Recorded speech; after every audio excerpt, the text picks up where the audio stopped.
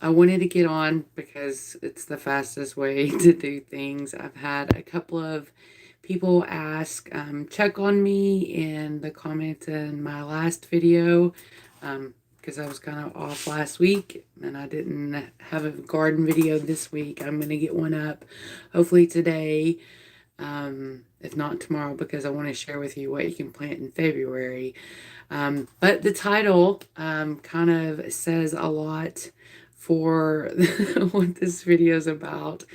We were 2 months shy of 2 years of not having what I used to call the bird flu, the beer flu, because it used to be called Corona, from coming to our house. We took a lot of precautions to keep that from happening, and we do a lot of things, even weird things like when the kids come home from school, even back last year, they take showers when they come home from school. So I feel like we did a lot of things, but obviously everybody knows that kind of the strain of the bug that's going around right now is pretty fiery. And I heard a pastor speak a couple weeks ago about his belief system that there's really a demon attached to this sickness that's going around, that's invaded all over the world. And so I don't know where you're at on that, and you don't have to think what I think, but when this came to our house, that is a lot of how I looked at it, because alongside the sickness is so much fear and so much anxiety and so much worry, that really is kind of in itself its own kind of demon, because it's distracting us from the good and it's distracting us from the positive. So on Saturday, the 15th, so January, so just a couple weeks, just like Saturday a week ago, my husband has a tendency to like get up first thing, go make breakfast, and then there's nothing unusual about him wanting to take a nap after that. But he comes in the room, I figure he's gonna take a nap, and he says he feels achy, and that immediately throws up warning signs for us. So we get the thermometer out, and it's a low-grade fever. And I had already kind of had it in my mind that I wanted to go get a refill on this like turmeric blend that I get at the Uptown Market. So when he said that and he felt that way, I jumped up and I got my shower and I went and got that, because I wanted it because I'd been using it so much the week before, just kind of as a preventative to help myself feel good. And I was putting it in with some water and squeezing a lemon in with it. So by the time I came back, he wasn't any better for the situation. And we had one test left from, a while back when we had a scare with a bunch of friends that we'd been around that got positive. And so I got that out, and I really was going to wait a little bit just because I was so trying to be positive about the whole deal. And so I had left the room after checking on him, and he took the test, and it was positive. It was really faint, but it's kind of like a pregnancy test. If it's faint, you're pregnant. You got it. And so I try to get on and order more tests. You can't really find any locally around us right now. And so I thought I could get some tests pretty quick. They came in yesterday. So for us, and I think that this is a good tip, is if somebody in your house is positive, you should just go ahead, and if the next person gets sick, just assume that, yeah, they're most likely they're positive. So I started running all of it. If you go look back in it's probably life hacks, in a playlist I've got. I did a video back in 2020 of the things that we would do, and the things that we do for the flu, the things that we would do, supplement wise if this was to come to our house. So I'll say right away that everything that I said that we would do in there, we really did. And I immediately started doing that. Kind of the only things that were a little bit different is when the girls first started back to school, they kind of went through a just not feeling so right. And a woman at Sprouts said, "What have you got for immune defense?" And so I told her a couple things, and she's like, "No, you need this." And Josie's still, so we'll get to that because there was more than one positive. Josie's still not so hip on taking a bunch of pills, so you can also get it in like a dropper. So that was probably one of the only differences I made in the protocol that I discussed in that video. And I did the whole table, the dining room table I set up as kind of like a triage, and my husband kept telling me I should take pictures of it, but it was a mess, and I'll just tell you about it. So, but instead of running back through all those supplements, I've got him in this. This is like one of those shower caddy things, and we would keep this under the sink normally. But when I started running the triage for multiple people, I got this out so that I could keep all of my supplements, my alcohol swabs, my thermometer, my microban, all those things all in one place. So the worst fever he got was like 104.4, and it was in that first night. And I really didn't get to sense a lot of other fevers because his headache was so bad that, we were kind of consistently doing the Tylenol, in spite of my desire to normally kind of see where a temperature would go, but you don't want to see where 104.4 goes. But so something I did besides the supplements and everything that I talked about in that first video is I immediately started kind of charting his symptoms and what I'd been giving him and when I fed him and everything in a Google document.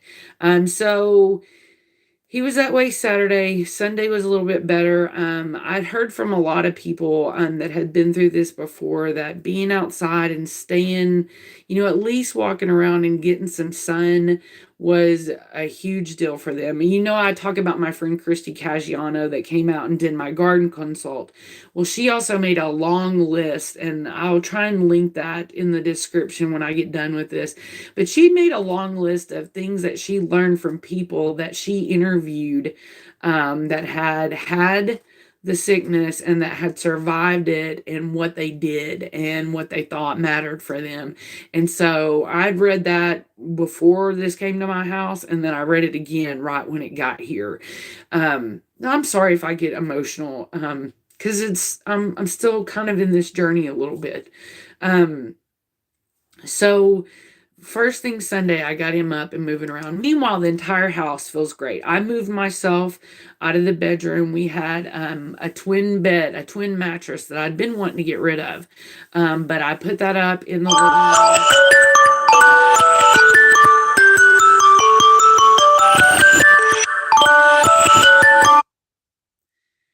So we had this extra mattress, and I put it out in the living room. And so I isolated myself, and I wore masks anytime I came into our bedroom to check on my husband.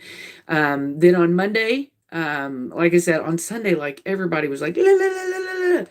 But then on Monday, my oldest son and my youngest daughter, so Seth and Josie, Maisie Seth came out and said that he had a sore throat and he wanted to get his temperature taken to see if he should go to work. And he had a low grade fever. So I'm like, no, you go get in the bed.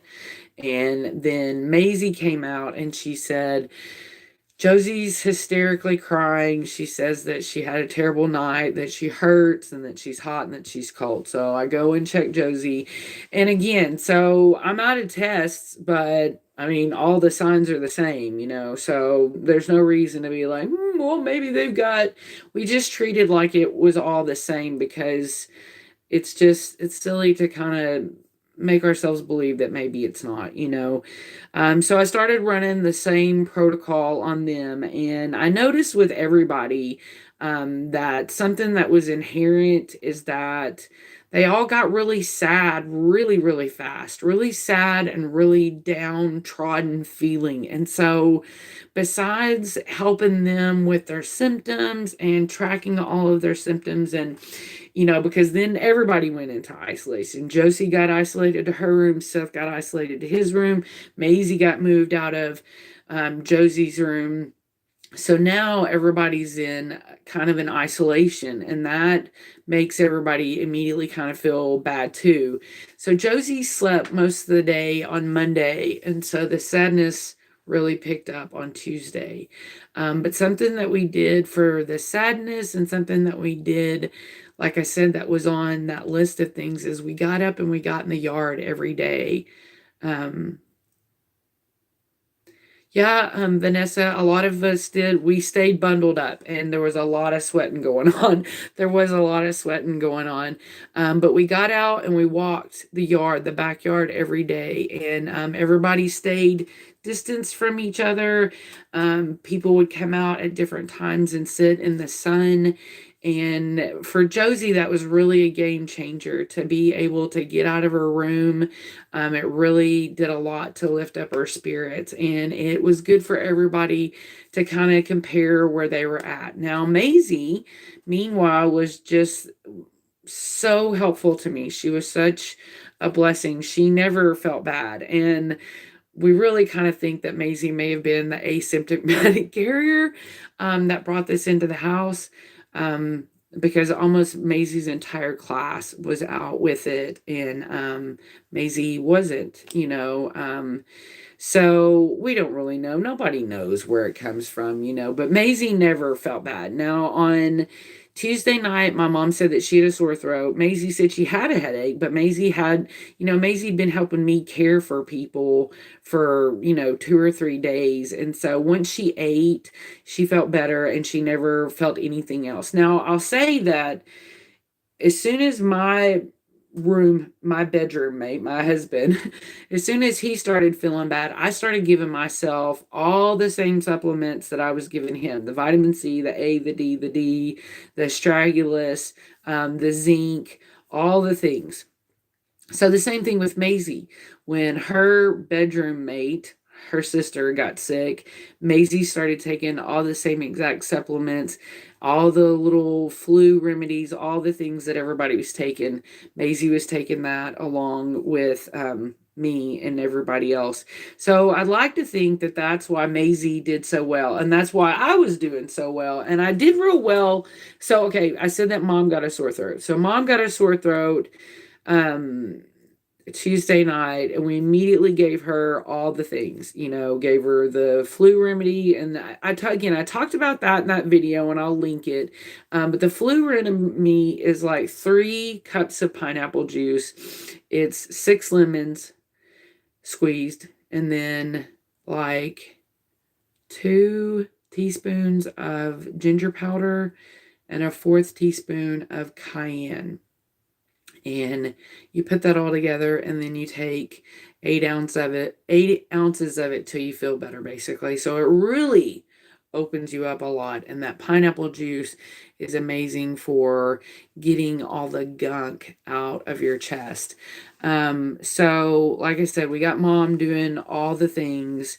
And then, mom still to this day will tell you that she just had a sinus infection, and that's it. But to me, if you if you felt bad and your symptoms were similar, even if they were a lot milder, then you had it. You had it.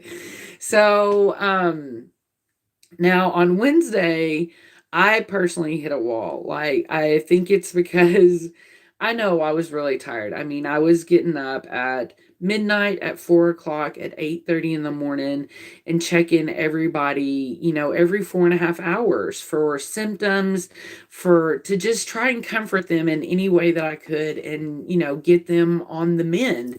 So on Wednesday, I hit a wall, and I really felt like I bad needed a nap, but I felt like also that if I laid down and took a nap, then it would creep up and get me, and it kind of did, like I need a drink.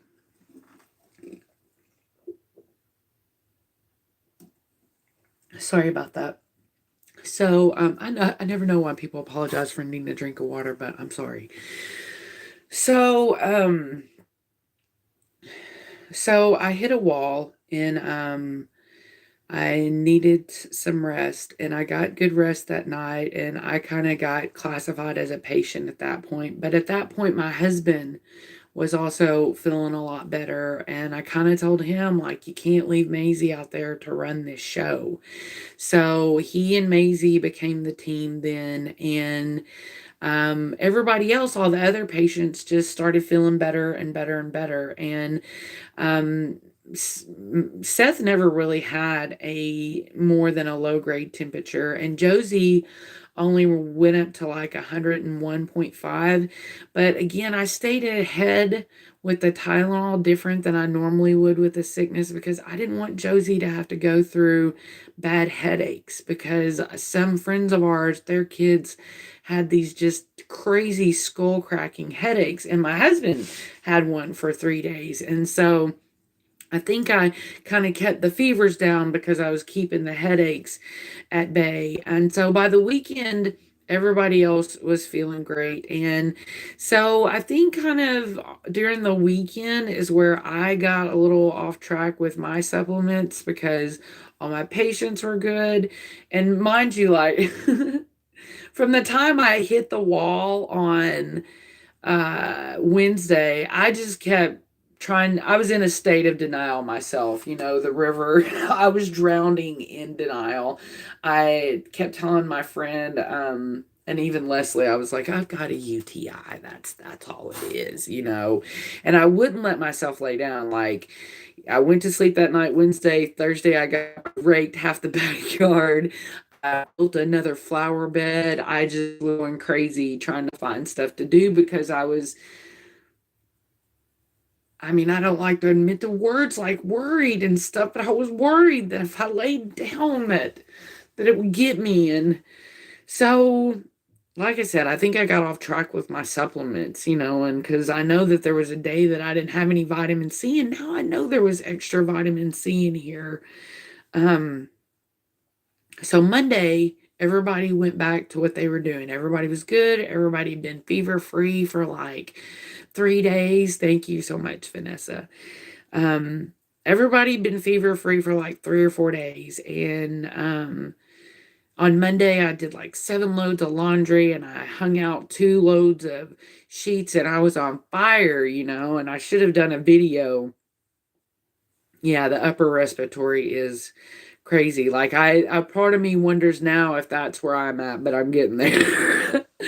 um, but I was on fire on Monday and I should have just went ahead and did my video for the garden on that day.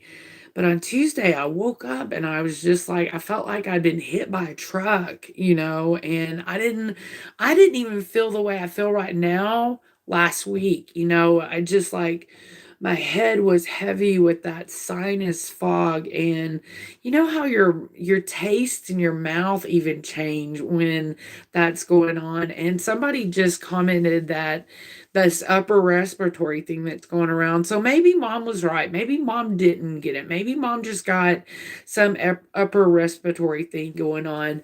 Um, excuse me.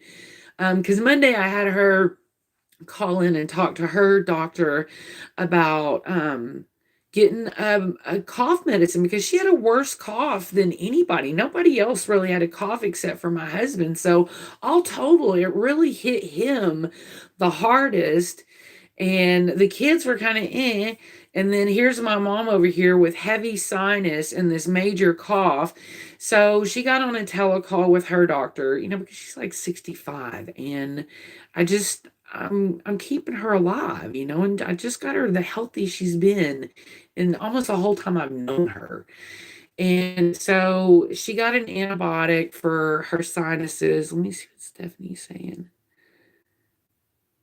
Yeah, the appetite. I forced food on everybody, and luckily I'd made up a big soup, like just a basic noodle soup that I could either shred up some um, chicken in or not. And I agree, Michelle, the vaccine, I mean, not the vaccines, but the tests coming up negative are real confusing. That's why I feel like if you feel sick, you just have to treat it like that for the sake of everybody else. You don't want anybody else to get sick. That's how I think. So mom got her cough medicine, and she got an antibiotic, and I just still feel this stuffiness, and so yesterday I just, or was it, so Tuesday I told you was when I started feeling really bad. And we are doing all the immune boosting stuff, and that's kind of a quandary that I'm in right now. And I was getting down on myself yesterday because I was like, I've been doing all the stuff that I know to do this whole time, and now how do I get better? But I'm not going to get in that space because I do feel better today. I took 2 naps on Tuesday, and I took a nap yesterday, and I've been going to bed every night at like 8:30, and I've been up since like 6. I couldn't sleep anymore. So I know I'm on the mend. I just can't get emotional and start getting all this stuff going on in my head again. But that's where I'm at. Um, so another thing too that Christy recommended, and I think everybody, especially for the adults, is to get one of these ox meters. And it just really has given us peace of mind because we have had family that got pneumonia, and um that had all kinds of issues. One of them ended up in the hospital, and yeah, pure pondering. I talked about that a little bit earlier, that we just constantly been up walking the yard. And today I'm going to get out and be a lot more active than I've been in the last couple days.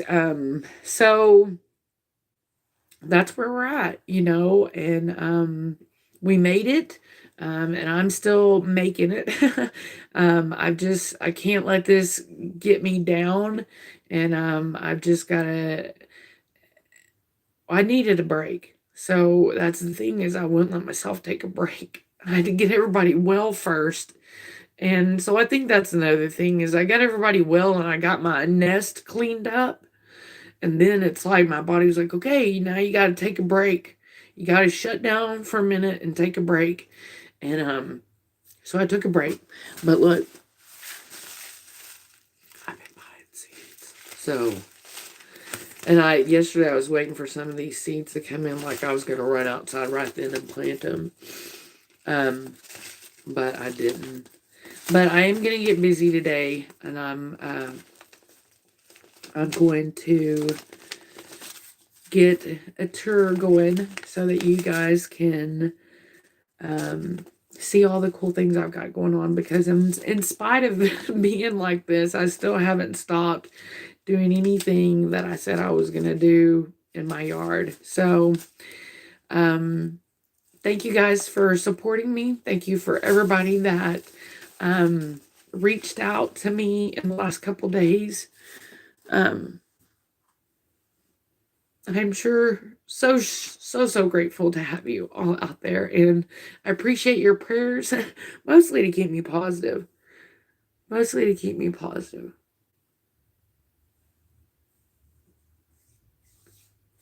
Thank you so much for always being here. And know that I am good, okay? I'm good. It's been a rough 2 weeks, so have the best day ever.